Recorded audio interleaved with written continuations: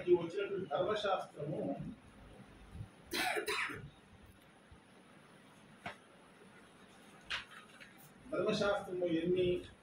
ఎన్ని పుస్తకాలు ఉన్నాయి ధర్మశాస్త్రంలో? 5.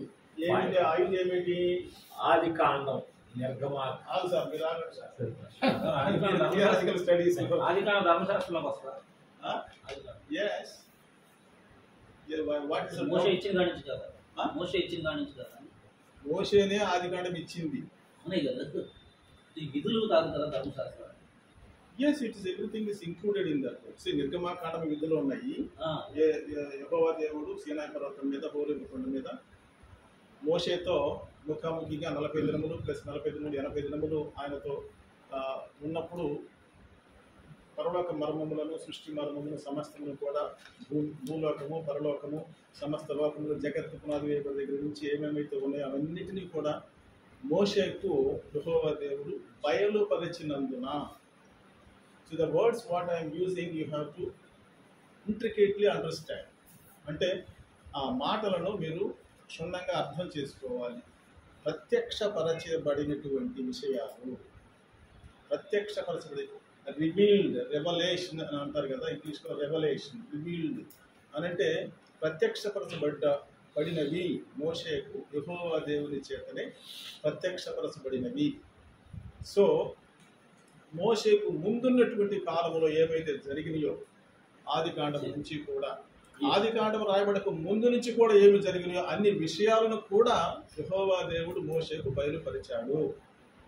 God has revealed to Moses. So అవి మోషే చేత పరిశుద్ధాత్మ చేత దేవుని యొక్క దూత చేత కూడా వ్రాయబడి ఉన్నది అని బైబిల్లో ఉంది. నిర్గమాకాండము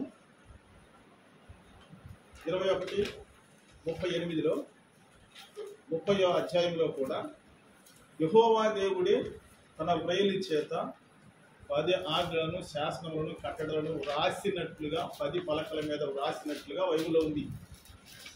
నిర్గమాకాండంలో చక్కగా మోషే వ్రాసినటువంటి దాంట్లో మోషే అసలు మొదట ప్రారంభించినటువంటి యెహోవా దేవుడే. ధర్మశాస్త్రమును కట్టడలను శాసనములను విధులను మనకు రాసినటువంటిది, ఆ 10 ఆజ్ఞలను రాసినటువంటిది కూడా యెహోవా దేవుడే. సో మొదట రాయబడినటువంటి వాటిని మోషే పగలగొట్టాడు.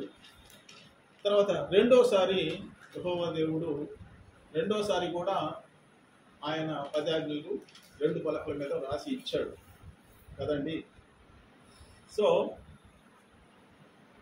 దేవుడే మొట్టమొదట యెహోవా దేవుడే తన వ్రేలి చేత వ్రాసాడని బైబిల్లో.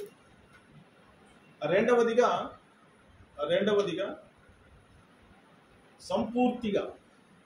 సంపూర్ణముగా ఆది కాండము.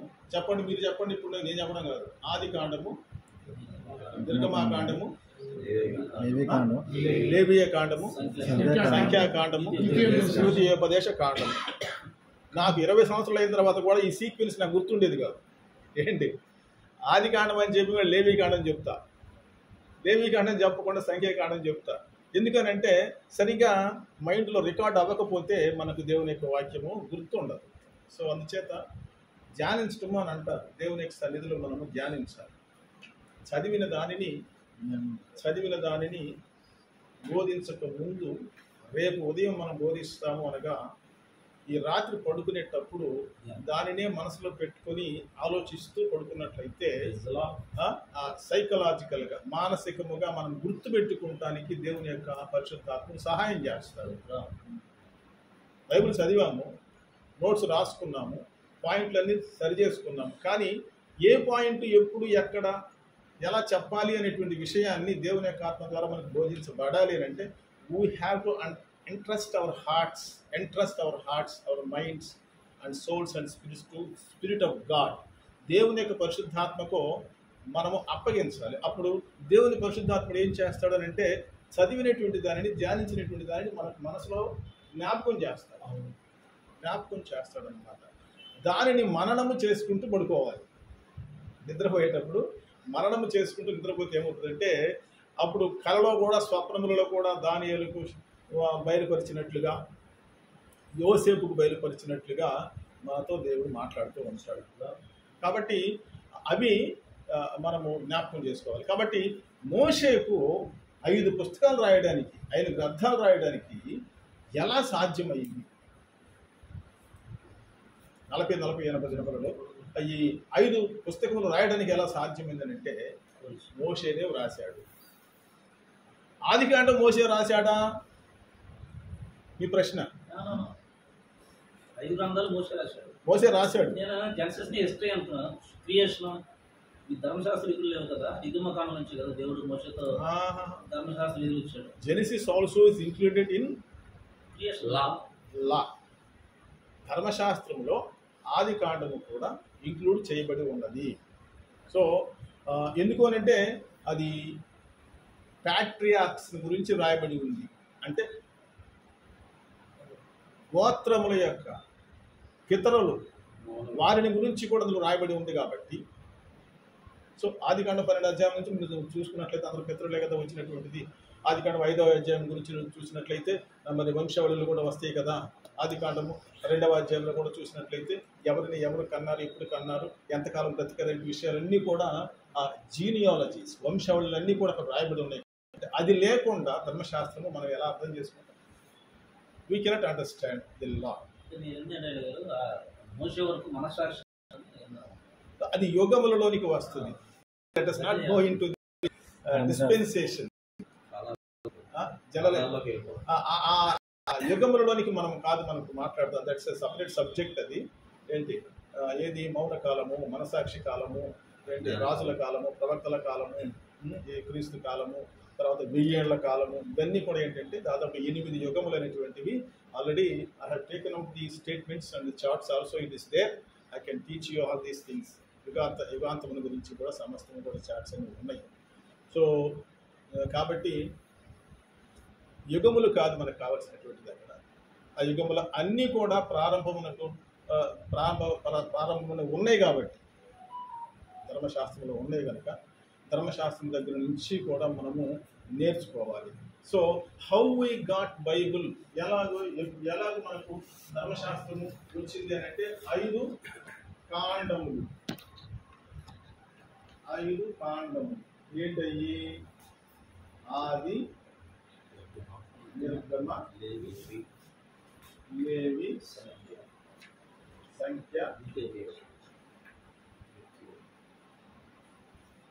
ద్వితీయ, ఉపదేశం. సో ఇలా 5 కాను, 1, 2, 3, 4, 5. ఎవరు రాశారు? మోషే రాశాడు. ఎక్కడ రాశాడు?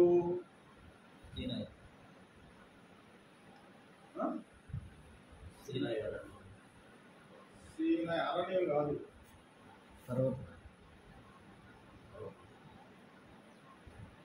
హోరేబు పంటను దేవుని పర్వతము అన్నారు.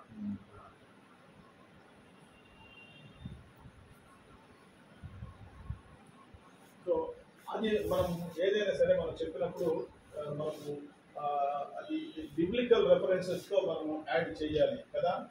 సో నిర్గమ 20వ అధ్యాయం నుండి ప్రారంభమవుతుంది. ఎక్కడి వరకు నుండి? ద్వితీయోపదేశ కాండము 34 అధ్యాయుల వరకు కంటిన్యూ అవుతుంది. దేవుని పర్వతం మీద మోషే రాశాడు. ఎప్పుడు రాశాడు? బీసీ, బిఫోర్ క్రైస్ట్, క్రీస్తు పూర్వం ఎప్పుడు రాశాడు? ఎవరైనా చెప్పగలుగుతారా? ఎక్సెప్ట్ సల్మాన్ రాజు గారు, బుజ్జిబాబు గారు. 1490 ఎప్పుడు రాశారు దాన్ని? నేను రాసుకున్నాను. ఇది రాసుకున్నావా? Very good. So BC 1498. క్రీస్తు పూర్వము 1498లో 40-81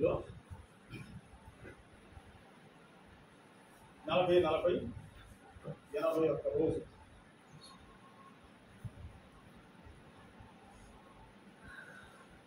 41 days. 40-45 రోజులండి. 40 + 45 రోజులు 80 కదా. 81 రాసేనేంటి?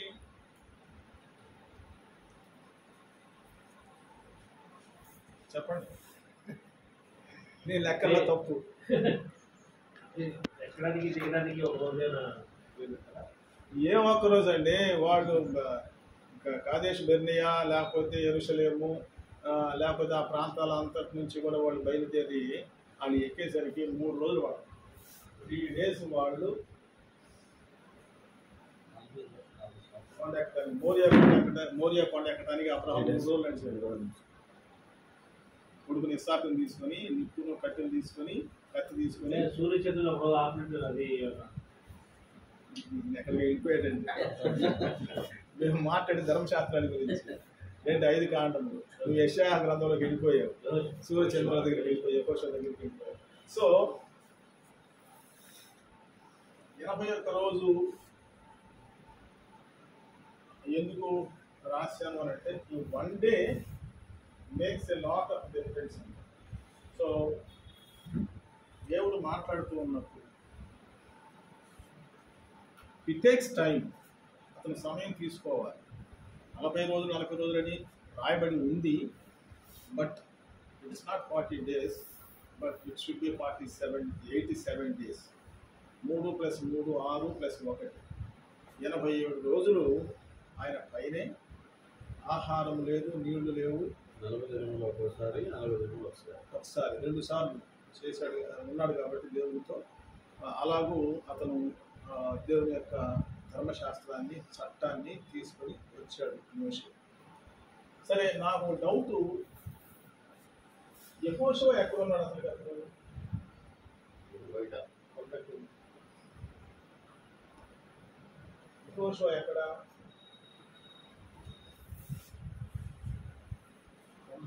పరిచారకుడైనటువంటి యెహోషువ ఎక్కడ ఉన్నాడు? గుడారంలో ఉన్నాడు. గుడారంలో ఉంటే ఎలా పరిచర్య చేస్తాడు మోషేకి?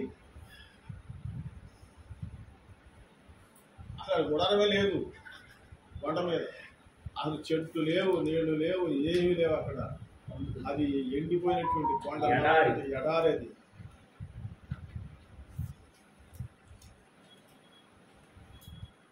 మోషే పైన ఉన్నప్పుడు యెహోవా దేవునితో మాట్లాడుతున్నప్పుడు అతడు కొంత దూరంలో అతను కూడా అన్నము నీళ్లు లేకుండా యెహోషువ కూడా మోషే ఏమి దేవునితో మాట్లాడుతున్నాడు, యెహోవా దేవుడు మోషేతో ఏమి మాట్లాడుతున్నటువంటి విషయాలను ఆయన కనిపెడుతూనే ఉన్నాడు.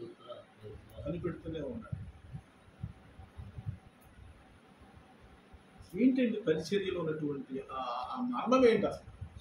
యెహోషువ మోషే తర్వాత 20 లక్షలకు పైగా ఉన్నటువంటి ఇశ్రాయేల్ జనాంగాన్ని మోషే తీసుకొచ్చినటువంటి వాళ్ళని నెబో కొండ దగ్గరికి వచ్చినప్పుడు అక్కడ యెహోవా దేవుడు కనాను దేశమును మాత్రం చూడగలుగుతావు కానీ నువ్వు లోపలికి ప్రవేశించకూడదు అని చెప్పి నెబో పర్వతం మీద అతడు నువ్వు మరణిస్తున్నావు అని చెప్పాడు. 120 years అని తెచ్చిపోయాడు. సో ఇది సమస్తం ఎదిగినటువంటి దేవుడు తన తదనంతరము ఎవరు ఇశ్రాయేలు ప్రజలను నడిపించాలి, ఎవరు వాగ్దాన భూమిలోనికి వారిని చేర్చాలి అనేటువంటి విషయాన్ని దేవుడు ఆ భారమును యెహోషువ మీద పెట్టాడు. This is the spiritual realm of God. ఇది దేవుని యొక్క యెహోవా దేవుని యొక్క రెల్మ్ అని అంటే విశాలమైనటువంటి ఆయన యొక్క ప్రణాళికలో తదనంతరము వారసత్వం, దేవుని యొక్క నడిపింపు యొక్క వారసత్వము యెహోషువ మీద పెట్టాడు. సో వీళ్ళిద్దరి మధ్యలో సంభాషణ ఏమైనా ఉందా? మోషేకును యెహోషువకు మధ్యలో ఎక్కడ సంభాషణ జరిగినట్లు మనకేం కనపడదు. కానీ ఇట్స్ ఎ స్పిరిచువల్ లీడింగ్, ఆత్మీయమైనటువంటి నడిపింపు అన్నమాట. అలా సిద్ధం చేశాడు యెహోషువ. మరి అహరోను కంటే చిన్నోడు తమ్ముడు ఎవరు? మోషే. మరి మోషే చేతనే అహరోనును తైలాభిషేకం చేశాడు యెహోవా దేవుడు. వయసులో పెద్దవాడైనప్పటికీ కూడా అతని ప్రధాన యాజకునిగా ప్రత్యక్షపు గుడారంలో అతి పరిశుద్ధ స్థలంలోకి వెళ్ళడానికి అయ్యగా నేను చెప్పేది కరెక్టేనా? ఎవరు అహరోనును అభిషేకించారు? సమస్తమును యెహోవా దేవుని చేత బోధించబడినటువంటి వాడై యాజకత్వం మాత్రం ఎవరు చేయాలని చెప్పాడు? అహరోను చేయాలి. దేవునితో మాట్లాడడానికి మోషే, ఆ మాటలు తీసుకొచ్చి ఇశ్రాయేలు ప్రజలకు చెప్పడానికి మోషేను ఏర్పాటు చేసుకున్నాడు. వీళ్ళందరికీ పరిచారకుడిగా ఉండటానికి యెహోషువను ఏర్పాటు చేశాడు. So don't treat the ministry of the Holi God as cheap. దేవునికి పరిచర్య చేసేటువంటిది మనం దైవ జనులకు సేవకులకు మందిరములో చేసే పరిచర్యను ఎప్పుడు కూడా తక్కువ అంచనా వేయవద్దు. అది పరిశుద్ధమైనటువంటి దేవుని యొక్క పరిచర్య. దైవజనుడికి మనం చేస్తున్నాము అని అంటే దేవునికి చేసినట్లుగానే మనము తలంచాలి. అందుకనే పాత నిబంధన గ్రంథంలో 39 పుస్తకాలలో కూడా దైవజనుడు, ప్రవక్తలు, దీర్ఘదర్శకులు, బోధకులు, వాక్యోపదేశకులు వచ్చినప్పుడు వినేటువంటి వారు, ఆ మేలు పొందేటువంటి వారు ఏమని పిలిచేవారు తెలుసా? ఆ ఏలినవాడా అని ఏమంటారు? ఏలినవాడా. ప్రవక్తలైనటువంటి మోషే, అబ్రహాం, ఇస్సాకు, యాకోబులను, ఆ తర్వాత ఎలీషా, వాళ్ళందరినీ కూడా ఎలా పిలిచేవాళ్ళు? వాళ్ళందరూ కూడా ఆ ఏలినవాడా. ఏలీ దగ్గరికి వెళ్ళి అన్న ఏమంటే నా ఏలినవాడా, నేను మిత్రురాలను. సో వాళ్ళని దేవుని దగ్గర నుంచి వర్తమానమును తీసుకొచ్చేటువంటి వాళ్ళను దేవునితో సమానముగా ఎంచి వాళ్ళను అంత గౌరవముగా ఘనంగా ఎంచేవాళ్ళను. సో నేను దైవజనులకు చెప్పేటువంటి ఒక మాట ఏంటంటే, you are the messengers of God. You are the messengers of God. మీరు దేవుని యొక్క వార్తాహరులు. ఇందాక ప్రార్థన చేశారు సాల్మన్ రాజు ఏమని? మీరు messengers, appointed by God, and anointed by the holy blood of Jesus Christ. యేసు క్రీస్తు యొక్క పరిశుద్ధాత్మ ద్వారానే మీరు అభిషేకించబడినటువంటి దైవజనులు. ఈ మాట అంటే నాకు చాలా ఇష్టం అండి. పాస్టర్స్ అన్నా కానీ, లేదంటే సేవకులు అన్నా కానీ అంత ఇష్టం ఉండదు. కానీ దైవజనులు అని అంటే నాకు చాలా ఇష్టంగా ఉంటుంది. You are sent by God. నీవు దేవుని యొక్క జనుడు, దైవ జనుడు. కాబట్టి ఈ యెహోషువ ఆ పరిచర్య గురించి ఎక్కువగా వ్రాయబడలేదు. కానీ బైబిల్లో ఎంతగా తను సమర్పించుకున్నాడు, ఎంతగా తన తల్లిదండ్రులు ఏంటి, కుటుంబం ఏంటి, ఆయన జీవితం ఏంటి, అసలుకి ఆ చరిత్ర ఏంటి, అసలు యెహోషువని గురించి. మోషేల గురించైనా సరే అతను భార్య బిడ్డలు, ఇద్దరు కొడుకుల గురించి, మామూలు ఇతరుల గురించి కూడా కొంతమంది రాయబడి ఉన్నది. కానీ యెహోషువని గురించినటువంటి చరిత్ర ఎక్కువగా యెహోషువ గ్రంథంలో ఆ దేవునితో సహవాసం ఒకటే ఎక్కువగా రాయబడి మనకు తెలిసారు. సో 81 డేస్లో ఆయన ధర్మశాస్త్రాన్ని మనకి 1498లో రాసి ఇచ్చాడు. ఈ ధర్మశాస్త్రాన్ని గురించి దీనిని యూద పండితులైనటువంటి వాళ్ళు ఎప్పుడు ఇది ఏ భాషలో రాయబడింది అని చెప్పే లాంగ్వేజ్ హీబ్రూ రాయబడింది. అంటే 1498 నుంచి BC 248 నుంచి BC 290 వరకు హీబ్రూలో ఉన్నటువంటి దానిని గ్రీక్లోకి తర్జుమా చేశారు. ఎవరు? జెరోమా. ఇది గ్రీకు, ఇది హీబ్రూ భాషలో ఉంది. ఇది హీబ్రూ భాష. క్రీస్తు పూర్వం 258 సంవత్సరంలో నుంచి దాదాపుగా 40 years బెత్లెహేము యెరూషలేములో ఉన్నటువంటి బెత్లెహేములో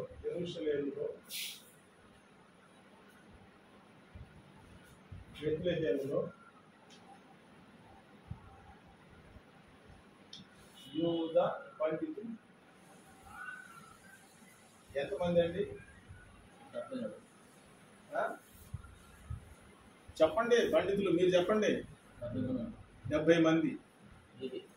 మేబీ మీరు మేబీ అని అంటే మాకు డౌట్ వస్తుంది. ఎంతమంది పండితులు?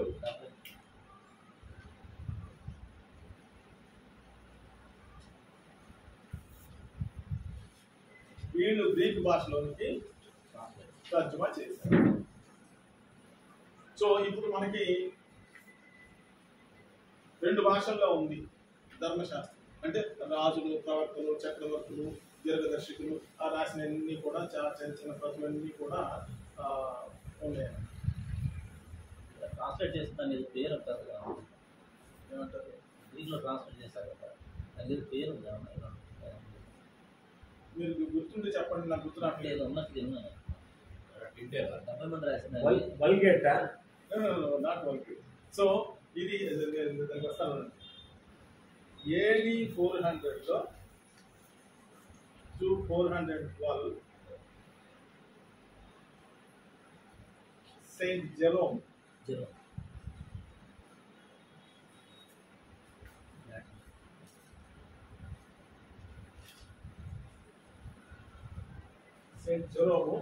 ఇక్కడ రాసిన బెత్లెహేము ఇక్కడ ఈయన లాటిన్లోనికి తర్జుమా చేశారు. ఇది వల్గేట్ కదా, ఇది వల్గేట్. దీన్ని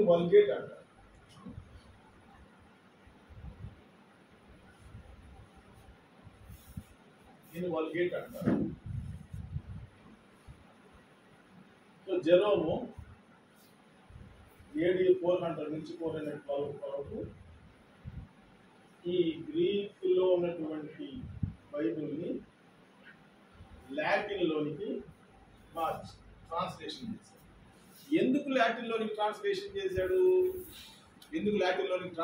చేశాడు అని అంటే Alexander the great Greek emperor అతను ఏం చేశాడు అని అంటే ప్రపంచాన్ని అంతటిని కూడా జయించిన తర్వాత యూరోప్ ఖండంలోను, ఆసియా ఖండంలోను, ఐగుప్తు నార్త్లోను అంతలోకి అలెగ్జాండ్రియా వరకు కూడా వచ్చి అక్కడ కొన్ని మఠములు కట్టి అక్కడ యూదులకి కొంత లిబరేషన్ ఇచ్చాడు. యూదులకి వాళ్ళ యెహోవా దేవుని పాటించడానికి, వాళ్ళ ధర్మశాస్త్రం చదువుకొని ప్రాపగండ చేసుకుంటానికి రోమ్లోను తర్వాత ఈజిప్ట్లో ఉన్నటువంటి అలెగ్జాండర్ దగ్గర యూద పండితులు గ్రీకు తర్వాత లాటిన్, హీబ్రూ చదవటానికి సాహిత్యాన్ని ఆయన అభివృద్ధి చేశారు. That is the history of Alexander. అతనికి ఇంట్రెస్ట్ అన్నమాట. ప్రపంచం అంతా కూడా మా దేశం యొక్క గ్రీకులో ఉన్నటువంటి, గ్రీస్లో ఉన్నటువంటి లిటరేచర్ అంతా కూడా తాకాలి, అభివృద్ధి చెందాలి అనేటువంటిది అతను కల్చర్ అన్నమాట. సో దానివల్ల ఏం చేశారంటే వీళ్ళు యెరూషలేము నుండి ఎక్కడికి వెళ్ళారు? అలెగ్జాండ్రియాకి వెళ్ళారు. అలెగ్జాండ్రియా నార్త్ ఈజిప్ట్లో ఉంది. సో అలెగ్జాండ్రియాలో ఉండి మఠాల్లో ఉండి ఈ 70 మంది యూద పండితులు గ్రీక్లోకి ట్రాన్స్లేషన్ చేశారు, గ్రీక్ భాషలోకి తర్జుమా చేశారు. దానిని జెరోము లాటిన్ భాషలోనికి తర్జుమా చేశారు. సో మోషే దగ్గర నుంచి 1498 దగ్గర నుంచి ఉన్నటువంటి హీబ్రూ 248లో గ్రీక్లోకి వచ్చింది. గ్రీక్లో ఉన్నటువంటి దానిని 407లో జెరోము లాటిన్లోకి తీసుకొచ్చాడు, ట్రాన్స్లేషన్ చేశాడు. సో అప్పుడు ఈ 1498 ఇయర్స్ 400 ఇయర్స్ 1898 ఇయర్స్ వరకు కూడా ప్రపంచంలో ఈ 3 భాషల్లో తప్పితే ఏ భాషలో బైబిల్లో లేదు, ధర్మశాస్త్రం లేదు, ఓల్డ్ టెస్టమెంట్ లేదన్నమాట. సో ఎవరు కూడా ఆ చరిత్రను చదవడానికి అవకాశం లేదు, భాష తెలియదు కనుక. అది సాహిత్య రీతిగా అవి ముద్రించబడలేదు కాబట్టి వాళ్ళు చదవలేకపోయారు. కాబట్టి యెహోవా దేవుని గురించి, యూదుల గురించి, ఇశ్రాయేలుల గురించి వాళ్ళకి మాత్రమే, వాళ్ళు ఎక్కడెక్కడైతే చెదిరిపోయి నివాసం చేశారో అక్కడ మాత్రమే వాళ్ళకి మాత్రమే తెలుసు, కానీ ప్రపంచంలో అందరికీ తెలియదన్నమాట. సో దేవుడు ఏం చేశాడనమాట, ఈ లాటిన్ భాషను ఏం చేశారంటే రోమ్లో ఉన్నటువంటి రోమ్ అంటే వాటికన్ సిటీలో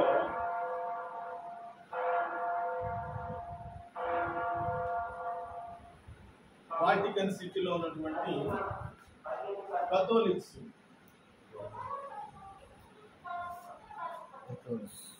రోమన్ కథోలిక్కులు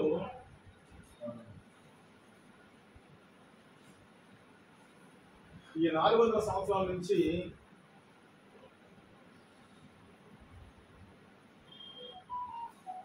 1384 వరకు, అంటే ఎన్ని సంవత్సరాలు అయినప్పుడు ఇది దాదాపు around 4000 years, around 1000 years, around 1000 years. ఇది 1384లో జాన్ విక్లిఫ్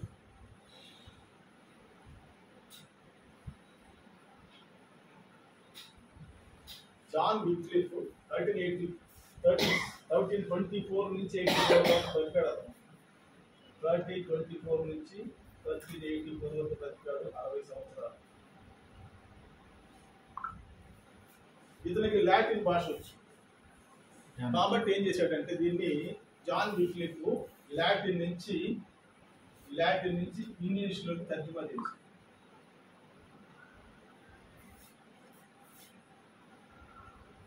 ఇంగ్లీష్ కాబట్టి ఇతన్ని ఎక్స్కమ్యూనికేట్ చేశారు, అంటే బహిష్కరించారు.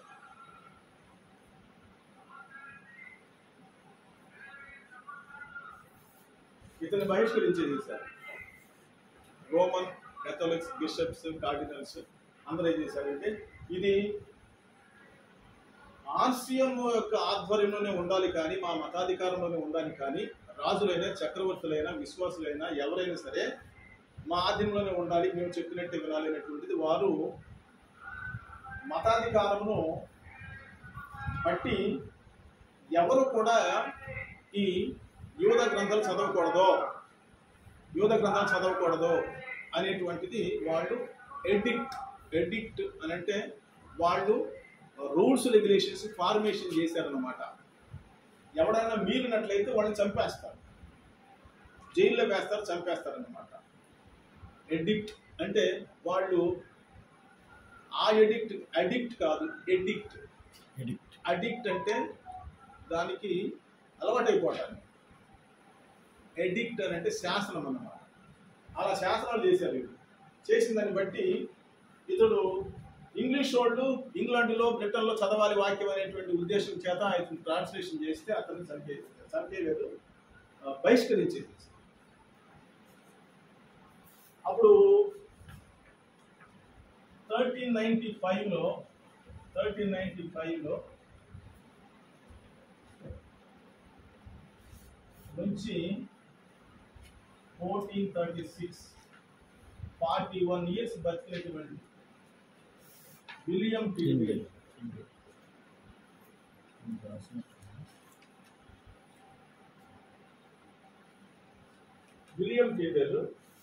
ఇతను ఏం చేశాడంటే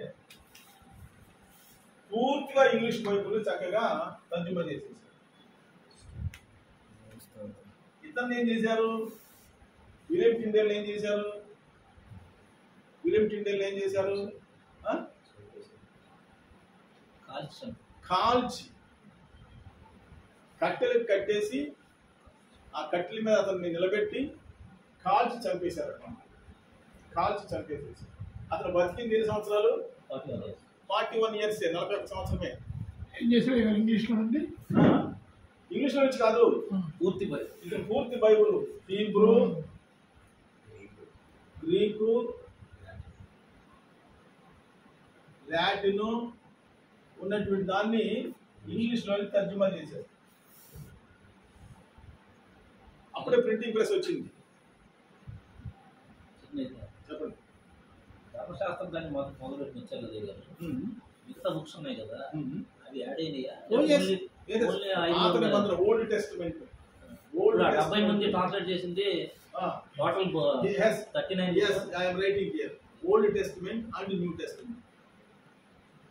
ఈ మొత్తము కూడా ముందు ఇతను ట్రై చేశాడు, పూర్తి కాలేదు, ఇతన్ని బహిష్కరించేసారు. విలియం టిండెల్ మొత్తాన్ని కూడా ట్రాన్స్లేషన్ చేసేసి ఇంగ్లీష్ వాళ్ళకి అప్పగించారు. 15,000 బైబిల్ని జర్మనీలో నుంచి, ఫ్రాన్స్లో నుంచి ఇంగ్లాండ్కి వెళ్ళేటువంటి షిప్పుల్లో పొగాకు బేల్స్లో పడేసేసి అతను స్మగుల్ చేసేసి బ్రిటన్కి పంపించాడు వాళ్ళ ఫ్రెండ్ ద్వారా. అక్కడ ఆక్స్ఫర్డ్ యూనివర్సిటీ, కేంబ్రిడ్జ్ యూనివర్సిటీ ఉన్నటువంటి స్టూడెంట్స్కి, ఇంగ్లీష్ స్టూడెంట్స్కి ఈ బైబిల్ అందేసరికి వాళ్ళు కళ్ళకద్దుకొని అందరూ వాక్యాన్ని చదివి నేర్చుకుని యేసుప్రభువును నమ్మి అంగీకరించి రక్షణ పొందినటువంటి వారు వాళ్ళు ఏం చేశారంటే వాళ్ళ గ్రామాలకు కూడా వెళ్ళిపోయి, ఇంగ్లీష్ వాళ్ళు కదా అందరూ, కాబట్టి వాళ్ళు చదువుకొని అక్కడ నుంచి ప్రారంభమైంది మనకి 16th సెంచరీ నుంచి 18th సెంచరీ వరకు ప్రపంచానికి అంతటి కూడా మిషనరీస్ని పంపించింది ఇంగ్లీష్. సో దీనికి ఆధారం ఏంటి అసలుకి? ఆధారము హౌ వి గాట్ బైబుల్ అనేటువంటిది మనకు ఆధారం. బైబుల్ వాళ్ళు హతసాక్షులై యేసుక్రీస్తు ప్రభువును నమ్మినటువంటి వారు, పాదర మొదల గ్రంథం రాసినటువంటి వారు, యూద పండితులైనటువంటి వారు, BC 248 ఉన్నటువంటి వాళ్ళు, తెలుసులో ఉన్నటువంటి వాళ్ళు, యూద పండితులు పాదర మొదల గ్రంథాన్ని గ్రీక్లోకి రాసి, తర్వాత యేసుక్రీస్తు ప్రభు తర్వాత వచ్చినటువంటి వీళ్ళు చక్కగా మనకి దేవుని యొక్క వాక్యాన్ని తర్జుమా చేసి ప్రపంచానికి చేతులలో పెట్టినటువంటి వాడు. దాన్ని జాన్ గూటెన్బర్గ్ మొట్టమొదట ప్రింట్ అయినటువంటి బైబిల్ జర్మనీ భాషలో మార్టిన్ లూథర్ తర్జుమా చేసినటువంటి బైబిల్ని మొట్టమొదటగా జర్మనీలో ప్రింట్ అయింది జాన్ గూటెన్బర్గ్ యొక్క ప్రింటింగ్ ప్రెస్లో. ఆ తర్వాతనే ఇంగ్లీష్ బైబిల్స్ ప్రింట్ అయింది. దేవునికి మహిమ కలుగుగాక. ఎందుకు మాటికి మీకు ఈ హౌ వి గాట్ బైబుల్ అనేటువంటి దానిని, బైబుల్ ఎలా వచ్చింది అనేటువంటి విషయాన్ని ఎందుకు మీకు మాటికి ఎందుకు మీకు చెప్తున్నాను అని అంటే, ఎలా వచ్చింది?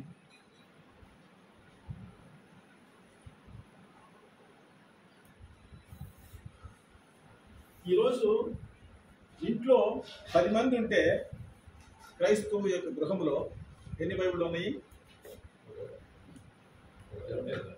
10 బైబిళ్ళు ఉన్నాయండి. భలేవాళ్ళు మీరు. 10 బైబిళ్ళు ఉన్నాయి. మీరు బాగా విశ్వాసుల గృహాల్లో చూడండి, 10 కంటే ఎక్కువే ఉన్నాయి. ఇప్పుడు మా ఇంట్లో 1000 బైబిళ్ళు. 1 year I am distributing 20,000 Bibles from India. ఒక సంవత్సరానికి 25,000 బైబిల్ మేము మంచి పెడుతున్నాం. న్యూ టెస్టిమెంట్ అంతకుముందు హోలీ బైబిల్స్ పంచిపెట్టేవాళ్ళం. ఇప్పుడు న్యూ టెస్టిమెంట్స్ పంచిపెడతాం. 95 నుంచి నేను దాంట్లో మెంబర్గా, ప్రెసిడెంట్గా, సెక్రటరీగా, ట్రెజరర్గా, చాప్లిన్గా ఉండి అవన్నీ చేస్తూ ఉన్నాను అనమాట. సో ఇప్పటికి కూడా నా దగ్గర బైబిల్ ఉన్నాయి. ఇంగ్లీష్ ఉన్నాయి, తమిళ్ ఉన్నాయి, కన్నడ ఉన్నాయి, మలయాళం ఉన్నాయి, హిందీ బైబిల్స్ ఉన్నాయి. ఏంటంటే ఇప్పుడు కూడా స్టాక్ నా దగ్గర ఉంటుంది. అది ఎవడన్నా వచ్చి ఒకవేళ నన్ను సోదా చేసి ఏంట్రా నువ్వు బైబిల్ అమ్ముతున్నావు, మత మార్పిడి చేస్తున్నావు అని అంటే ఓకేనండి. నా చిన్నప్పటి నుంచి నా తల్లిదండ్రులందరూ మార్పించుకునే కొంతమంది ఇళ్ళు ఎలా ఉంటున్నాయి, కొంతమంది గృహాల్లో తల్లిదండ్రులు బైబిల్ తీసుకొస్తున్నారు, పిల్లలు బైబిల్ పంపలేదు, పిల్లలు ఖాళీగా వస్తున్నారు. మొబైల్లో బైబిల్ ఉంది కదండి. మొబైల్లో ఉంది.